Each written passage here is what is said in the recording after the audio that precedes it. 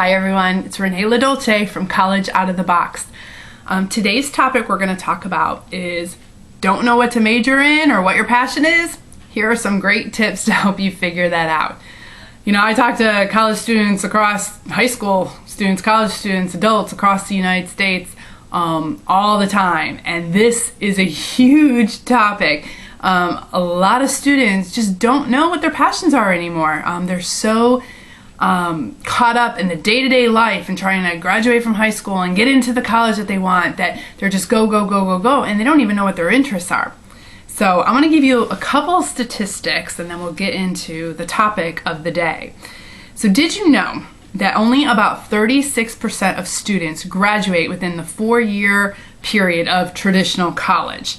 Or that only about 80% of students or actually about 80% of students change their major at least once in college, with many changing their major up to 3 times or even more throughout their college career.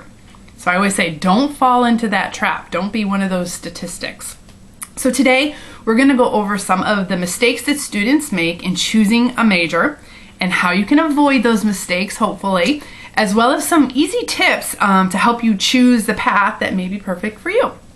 So the first mistake that students make in choosing a major is, number 1, choosing based on income. And if any of you watched my video on Avoid the College Scam, we talk about this a little bit, but many students nowadays are choosing majors based on what they think is going to make a lot of money later on in life or in their field after they graduate. But what many don't realize is, number 1, money doesn't make you happy, as adults know. And if you're in a field that you detest, it won't matter how much money you make. And not only that, if you detest it, you're not going to be good at it, and you're not going to want to be at your job. And when you're not good at something, you probably won't be making much money at it anyways. So it's like a never-ending circle. You have to find something that you have a passion in or an interest in, that you have natural abilities in. You have to have some part of that. I know there are sides that say don't follow your passions, you need to, or get a great skill set and this and that. I think you can combine both of them. You can do something that you're interested in and have passion for, as well as develop skill sets for a variety of positions. So instead, learn a useful skill set, major in something marketable, but also in something that you enjoy. If you enjoy something, I always say you work harder at it, you want to know more about it, you'll get better at it, and then the better you get, the higher your income. When you love what you do, you are excited to do it, and the money just follows after that. Plus, you'll be a lot happier in your job that you enjoy and look forward to, rather than one that you dread going to and that you have to go to just to pay the bills, right? You don't want to live your life like that. But if you also want to know a reasonable starting salary that would be for any career path that you choose, there are many sites such as PayScale that can help you calculate what you can expect your starting salary to be. Now parents, again, I talk to teenagers across the nation and I always ask them, what do you think that you will be earning when you graduate college? And I get these phenomenal, crazy numbers from these students, say anywhere from like $100,000 to like millions of dollars. They think they're going to be some famous YouTuber, or, famous entrepreneur, or they're going to be a doctor and earning $500,000 the day they graduate college. It would be helpful if you looked some of these salaries up and you can get a realistic view of what they will be earning, as well as sit down and have some practical discussions with them about real life and bills and if they have to pay off student loans and things like that after college. It's very, very helpful when parents do this with their teenagers. So make sure you sit down and have those conversations. So the second mistake people make is letting authority figures, parents, or friends influence them too much on their choice of majors. I definitely would say you have to take what others tell you into consideration, for sure. Especially listen to your parents and counselors. I mean, they know you and they know maybe what your interests are, but you also need to do what's right for you. Because I see this often with parents pushing their children to major in something that might not be in their best interest or skill set even of the child. The child might not have any abilities in whatever the parents are pushing them to do anyways. So again, open communication is key here. Talk to each other about reasons, expectations, goals, etc. of what each of you have and think. It's always good to have those open conversations. Another mistake I see often is that students do not do their due diligence. This goes back to doing your research. You're investing years of your time, thousands of dollars, in giving up your ability to earn and invest money in the meantime while you're in college. So you should definitely have an idea of what you're getting into and at least have a general plan. So you may ask yourself a few questions first. Number one, is college for you? Why do you want to go to college in the first place? Are you going because it's the thing to do, or it's what your parents are pushing you to do, or what your friends are doing, or what society tells you to do? Are you emotionally ready for college? Can you afford college? And which is the right college for you? Is college for you? Is a traditional college for you, a community college, or maybe a non-traditional path? You might not even need to go to college for your career path if you know what your goals are. Does your vocation even need a degree? Or can you get a license or experience another way, or maybe even go to a trade school? Who knows? But I always say it's always good to know the reasons behind why you are doing something first before you just blindly go along and just do it because that's the thing to do or that's what you think you need to do. So know the reasons why you're doing it. Again, when I speak to teens across the nation, we play a little game or have a little demonstration. So I have everyone stand up, and y'all can do this at home if you want with your teenagers, but stand up. And I tell them to stay standing if they know what they want to major in, sit down if they don't. Usually about half the room sits down at this point. For those still standing, I then ask them to stay standing if they have done some research on that major, and if not, sit down. Again, most sit down at this point. Finally, for those still standing, how many have either interviewed someone in their chosen field or job shadowed someone? Now by this point, I'll either have one or two standing or none at all. Nobody has done any research, nobody has job shadowed. I then say look around. Most likely those still standing will stick with their major, and those sitting will change their major at least once, if not multiple times, over their college career. It's very eye-opening for these students. They realize, hey, I haven't done any research. I haven't really checked into this. Maybe it would be a good idea if I did job shadow someone. So I would ask you, how many of your students would still be standing at the end? Has your teen done any research? Have they figured out what they want to major in? Have they done a little bit of research, figured out the salary for it, figured out the requirements for it, interviewed someone in that field, anything? So the best thing to do would be do some research on the field that you think you may be interested in. So when you interview someone in that field, whatever career field it might be, ask the right questions. Questions like these. I tell teens all the time, write these questions down. Number one, what do you love most about your job? What do you love? What do you hate? What's the least fun part of your job? Was it what you thought it would be? What are the days like? The hours? The pay? The vacations? What classes should I take? Are there internships that I can get involved in? How can I get involved early or get my foot in the door? How many years of school do I need to have, and what are some requirements that I need to get into this field? What advice would you give me? Etc. It's a great idea to write down a few questions before you interview somebody in the field of your choice, but it's very eye-opening to do these interviews as well. Another great tip is to job shadow someone in the field that you think you might want to get into. I knew a student, who graduated with his veterinarian degree. He got a job as a vet and then absolutely hated it because he never did his due diligence or research beforehand. And then he had to go back to college to get another degree so he can get another job. I would say, don't let this be you. By job shadowing, you can figure out in a few days or a week or so, even if it's something that you might be interested in, or if it isn't even what you expected at all.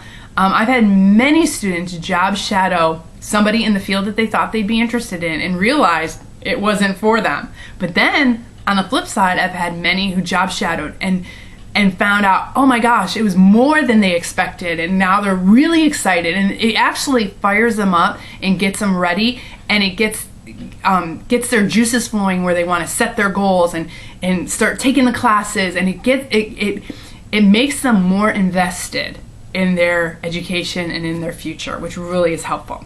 So job shadowing and interviewing some people in your career can literally help you save years of schooling and thousands of dollars in tuition money. So that's something you definitely want to do.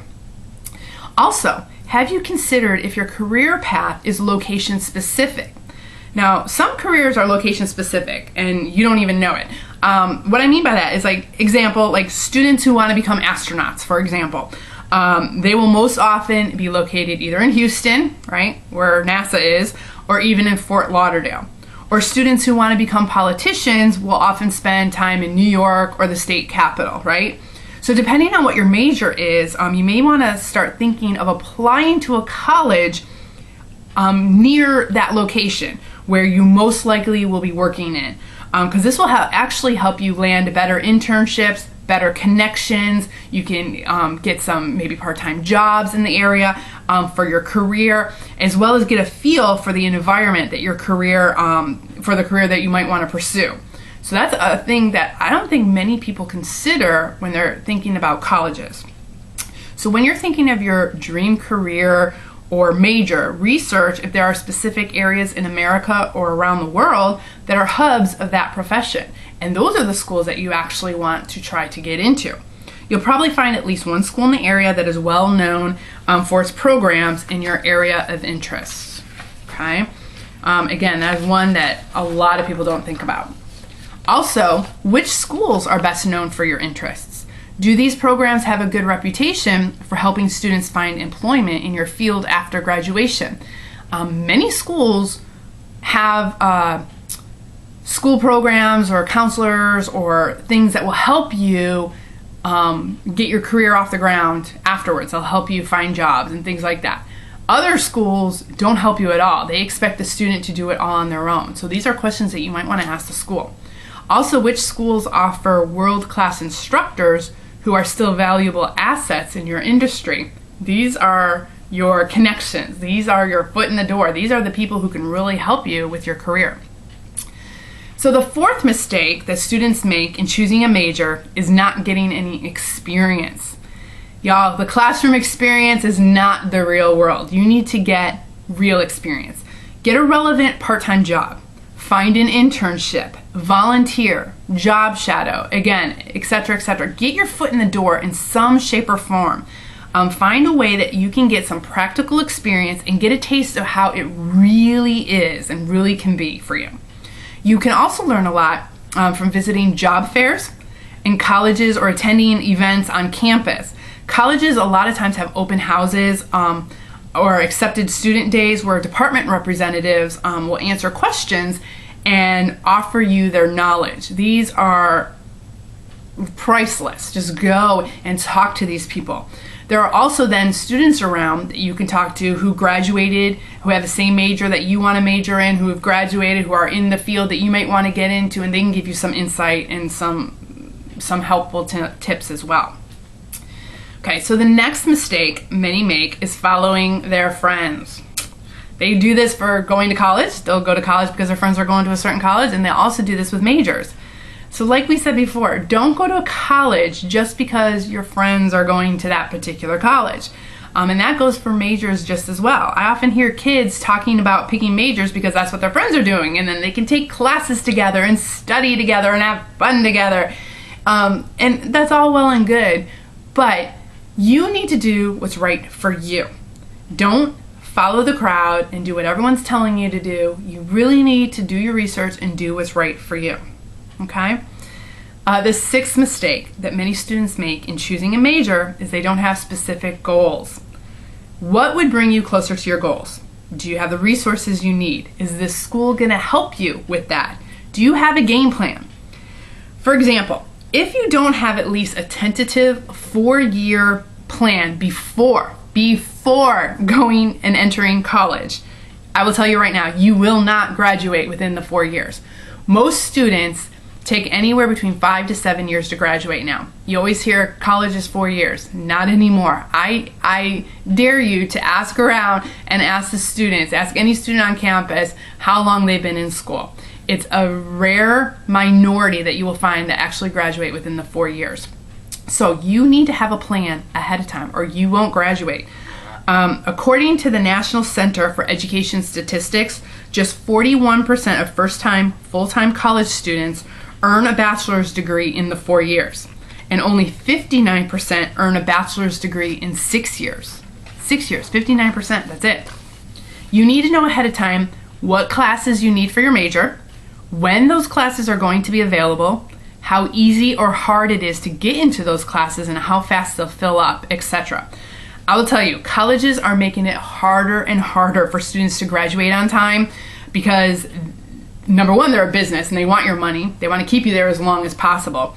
And number two, they may offer a class that you absolutely need for your major for graduation, but they may only offer that class once every other year or once every other semester or at certain times of the year. Or those classes might fill up very, very quickly.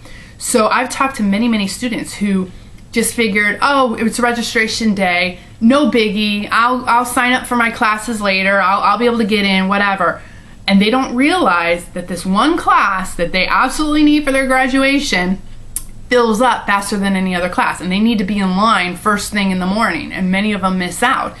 Other students think that they offer classes every semester, whereas lots of schools will only offer them every other semester or every other year. Now let's say you need that class and you didn't plan ahead of time and you missed registering for that class. Guess what? That's another semester you're going to have to pay for college, or even another year. And colleges do this a lot. I've been hearing like horror story after horror story about this. So you really need to know when class registration occurs. Make sure not to miss it. You really need to know what classes you need for your major and when they're offered, and make sure you get those in. So I always tell students, when you know your major, write up like a tentative 4-year plan and just find out those specifics, when those classes are going to be held, and make sure you get those in. Some other reasons students don't graduate on time to be aware of is, number one, they're unprepared for the workload. I see this a lot too. Students go in thinking, oh, it's going to be like high school or whatever, and they have an unrealistic view of the workload. And then when the workload gets harder, they take less classes, and then it takes them longer to graduate. They also didn't plan on how many credits they needed to take each semester to stay on track. Again, this is where your 4-year plan comes into place. You need to know how many credits you need to take per semester. And a lot of colleges actually discourage this, which I was shocked on. They will say, just take 9 to 12 credits a semester, when in reality they know you need 15 to 18 credits a semester for your particular major. They'll say, oh, the average student takes 9 to 12 credits, but you might need 16 credits for that semester. So you really need to do your research for yourself and know, okay? Another reason why students don't graduate on time is they're juggling too many other activities, like jobs, sports, extracurriculars, etc., internships, what have you. A lot of times they transfer, but then the credits didn't come with them. So you need to take this into consideration as well if you think you may be transferring in the future, or transferring into a school, or transferring out of a school into another school. Those credits that you might be taking may not transfer. And I hear that a lot as well. And then again, that's more semesters you have to spend in college. That was money wasted on credits that didn't transfer over, what have you. Okay? And another reason why most students don't graduate on time is they're stuck in remedial courses. They have to take remedial math and English or what have you. So according to a report for the Center of American Progress, between 40 and 60%, that's a huge amount, 40 to 60% of first-year students take remedial courses in English, math, or both. But only 10% of those students who begin their college career in remedial classes graduate on time. Just 10%, y'all. And 2 out of 3 remedial students don't earn a degree at all, according to Columbia University's Community College Research Center. 2 out of 3 will drop out. They won't even finish. So you could avoid all this by clipping out of many classes ahead of time, or doing dual enrollment or other forms of earning college credit before you enroll in college. So if you think you might have to take some remedial classes, you might want to get that done and clept out of, or do what you can do ahead of time, okay? So to graduate in 4 years or less, number one, have a plan. Just have a plan, at least an idea of a major. Number two, take a full course load. Number three, understand your university's requirements ahead of time and stay organized. And make sure you're there for all of those registrations and that you register for your classes on time before they fill up. Number four, check with a counselor or advisor first thing. Colleges know that scheduling for students is sometimes confusing, especially the first year. And when you're planning out your 4 years, it helps to understand if the classes you're taking will satisfy the requirements to earn your degree, and the counselors can help you with that. There are also many on-campus resources to help you get a handle on things, and many colleges will assign a general academic advisor to you your first year, and departments will usually have their own advisors specific to the department's major and minors. So if you know you're going to major in a certain something, you want to make sure you get with one of those academic advisors as well, okay? And then the fifth way to graduate on time is to take college credits and classes and get credits ahead of time, or fill in the gaps over the summer. Now y'all can watch my video called College Out of the Box, or visit my website. It's www.collegeoutofthebox.com. And you can see how you can earn your degree in less time, for less money, for a fraction of the cost. There are about 34 different ways you could be earning college credits. Like, most people just assume it's CLEP and dual credit, which are some of the ways, but there's about 30 other ways that you could be earning college credits other than dual credit and CLEP. And you might be doing some of them and not earning the credits that your school will accept. And it all depends on the schools and what they'll accept and etc. But there may be a lot of ways you could be earning college credits in a fraction of the time and money, and a lot easier than you think, and you just don't realize it, because a lot of high school counselors don't go into all of these, and a lot of schools just don't even know about them, or parents don't know about them, because things change and change quickly, and a lot of new things keep coming up every year. So check out my video on that, and you can learn all the different ways, and maybe one of those will help you out, okay? So another thing to avoid when you are choosing a major is to double major without a good reason. A lot of students think by double majoring it's going to look good on their resume, or it'll make them more marketable, or what have you. If it gets you closer to your goal, hey, go for it, do it, right? However, if you're thinking that it'll look good on my resume, or impressive, or whatever, then don't do it. You have to consider, do you have the extra time, the extra money, the extra energy, lack of sleep, what have you? Are you ready to do this to double major? Instead of spending that extra time on another major, you can actually get experience, volunteer, make connections, develop other skills, perhaps get an internship, in the field of your choice, things that the employers are looking for. If you watch my other video, how to avoid the college scam, it goes into what employers are looking for. You might want to develop some of those skill sets instead of double majoring. Those might actually make you more marketable and actually get your foot in the door faster than a double major would. But again, it's all about writing down your goals, figuring things out, doing a little bit of research, and finding out what would be the best way for you. What's going to get you to your goal faster and more efficiently, all right? Another mistake is waiting too long to choose a major. This is a big one that I see a lot of teenagers do. Too many go into college undecided, and they take too long to declare their major. Then they're in school for a lot longer than they had planned, of course. If you have no idea, you may want to take a gap year to try out various opportunities, to do some research, get some experience, etc. That might be an option for you. Another tip I give students who have no idea what their passions or interests are is to go online and do those various quizzes and assessments. There are some on abilities and passions, spiritual gifts, personality types, etc. There's a ton of free resources out there for you. There are also a variety of quizzes and helps on how to choose a major. If you just Google choose a major or career quiz, tons of free resources will be at your fingertips. Take those quizzes. Take a variety of them. They're free. Take some time, take a day out and do these quizzes. Find out maybe what, where your personality is going, where your interests lie. These quizzes and tests might point some things out to you that maybe you never considered before. Okay?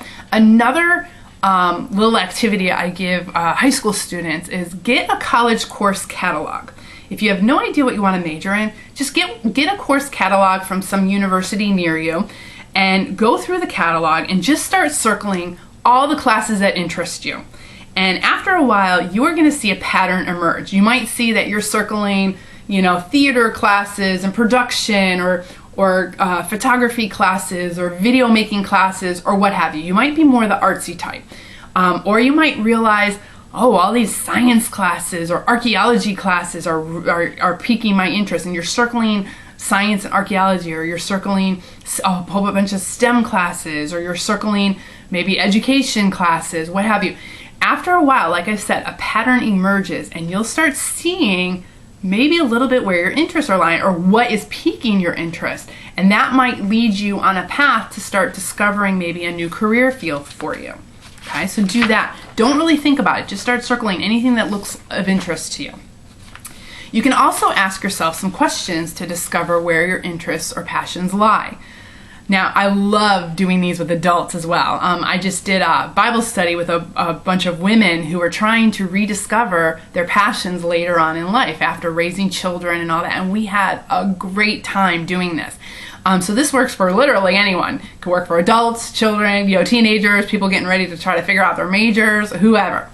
So, some questions to ask yourself are, number one, what did you love to do as a child? And what do you still love to do? What are you doing when you lose track of time? This is a huge one. When you're doing something and you lose track of time, that shows that you're just in it. You're just focused. This is something you love to do, and time is, not a factor, okay? What gives you a feeling of purpose? Where and when do you feel the most joyful and happy? What things make you curious?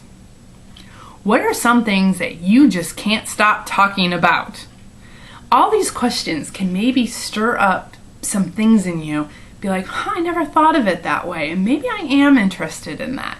And, write these down and just write whatever comes to mind and see what piques your interest. And maybe this will lead you again on a path.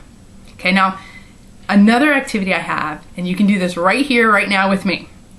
Get a piece of paper and a pen and get ready. Now, close your eyes and think about this. If you can do anything in the world, and money was no object, there was no one stopping you, fear wasn't an option, what do you picture yourself doing? Now open your eyes and write down anything that came to mind. Make a list. If it's just one thing, write it down. If it's multiple things, write it down. No matter how crazy they might seem, write them down. If you think, I could never do this in a million years, but I want to, write it down, right? This could be the start of your life's passion bucket list. I did this again with a variety of ladies, and we had so much fun. And you know what? Ever since we wrote that bucket list, I've already marked off a couple things that I've wanted to do, and we've gone and done it. So when things are written down, there's a study that was out that says when you write things down, they're more often than not to actually occur versus if you just talk about things. So write them down.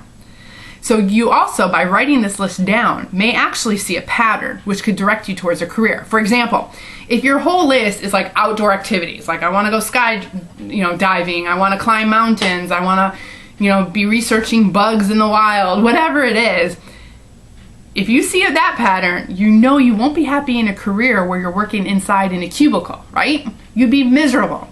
So patterns emerge. Look at this list and see. And if these are all things that you wanted to do and excite you, this might actually direct you towards a career path as well, okay? Or at least direct you away from a career path that you thought you might enjoy. So moving on, the 9th mistake students make in choosing a major is based on what they think is cool or would be fun. Now usually this one happens when someone sees a movie and thinks that that profession would be fun. For example, they watch Indiana Jones and they think, wow, being an archaeologist is gonna be like a non-stop adventure, right? Or becoming a spy, or maybe watching CSI and becoming a crime scene investigator, right? And they might be cool, they might be fun, it might be exactly what you wanna do. But you also need to pick something that you're gonna do well in, that you have some type of natural ability or interest in, and something that you'll enjoy doing, not because you saw it in a movie or saw it on TV and you thought it would be a cool thing to do. Now this goes along with job shadowing. If you think being an archaeologist would be cool, why don't you try to find somebody that you can job shadow, someone who's an archaeologist, and job shadow them and go on a dig with them and see what they actually do. You might be thinking it's like an Indiana Jones type thing, whereas it might just be them digging in some mud all day long and labeling things or what have you, and that is no interest to you whatsoever. I mean, you have to get the reality of what these careers entail, okay? And finally, the last mistake that many make is picking a major that is too specialized. And again, in my last video, in one of my videos, how to avoid the college scam, we talk about becoming too specialized in a career that makes you unmarketable. You need something that's going to be marketable. You need to give yourself some flexibility as well. Usually it's better to major in something a little more broad, where you have a little bit more flexibility, a little bit, more options out there for you. Many times, especially in the last few years, we've heard specialize, get a specialized degree. Well, we've also seen that sometimes when you're too specialized, that limits you. And then I actually have a lot of friends, unfortunately, right now who are out of work because they're so specialized that they can't get another job in their career field because it's such a tiny snippet, because they're just so specialized. So you might want to take that into consideration as well. So for some final tips on choosing your major. Number 1, identify your interests and your core values. Number 2, research the field and the job market, right? Get your foot in the door, figure out ways, research somebody, interview somebody, job shadow, do something. Number 3, analyze your abilities. See where your strengths and your weaknesses lie. Number 4, get help and ask questions. Go to career counselors, parents, recent graduates in your field, people in the career that you're interested in. Do a little bit of research. A little bit of research can save you a lot of headache and heartache in the long run. That's what I always say. And number 5, list your goals. Do you want to work inside or out? Do you want flexibility, or do you like a 9-to-5 job? Do you like a job with no set hours? Do you want to travel? Do you want something that maybe you can work outside of the home with and homeschool your children at the same time? Whatever it is, list your goals and then find a career that will match up with your goals. This is the only way that you're going to enjoy life, be happy, be good at what you do, put in the effort. It's going to make you excited about your major. It's going to make you excited about your education. When you do a little research and you have a plan and you're gung-ho about it, and you're not just going in thinking, well, I guess I might as well major in this because this is what everyone's telling me to major in. If you have an invested interest in it, you will go so far, farther than you ever thought possible, because you'll be excited about it. So hopefully, by doing a little bit of research, asking some questions, and making a plan, you can avoid all these mistakes and find the perfect major for you. So if you want more alternatives to college, or more info on that, or how to get your degree in less time for less money, or where to go for scholarships, etc., I've got a lot of information on my webpage. It's called www.collegeoutofthebox.com, and you can watch my other videos. I have multiple videos, audios, blogs, tons of stuff with information. So you can go there and hopefully expand your horizons, figure out what you're going to major in, figure out what your goals are, and get that career path going for you. So thank you so much. I appreciate your time. You all have a blessed day, and I will see you next time. Bye, y'all.